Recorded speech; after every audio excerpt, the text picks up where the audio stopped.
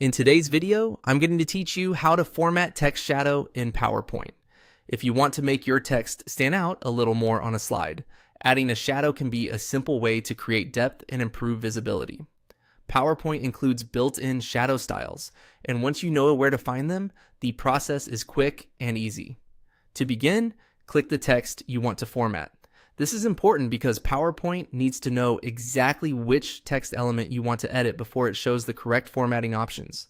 Make sure the text box or the specific text object is selected clearly on your slide. Once your text is selected, go to the Shape Format tab at the top of the PowerPoint window. This tab gives you access to a variety of styling tools related to the selected object. If you do not see it right away, double check that the text is still selected, because this tab usually appears only when the object is active. From there, click Text Shadows. This option is where PowerPoint begins to show you shadow-related formatting choices for your text. It's a useful shortcut when you want to quickly explore visual effects without opening a lot of extra menus. Next, click Shadow. This opens the available shadow settings and presets you can apply to your selected text.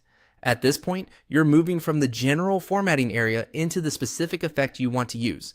Shadows can help text feel more polished, especially on title slides, section headers, or designs where the text needs a little extra contrast against the background. Now, choose a shadow effect. PowerPoint will display different preset styles, and you can select the one that best fits your slide design.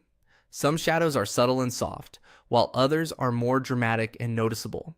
In most cases, a lighter touch works best, especially if you want your presentation to look clean and professional. As you click through these options, pay attention to how the text looks on your actual slide background, because the same shadow can appear very different depending on the colors and layout behind it.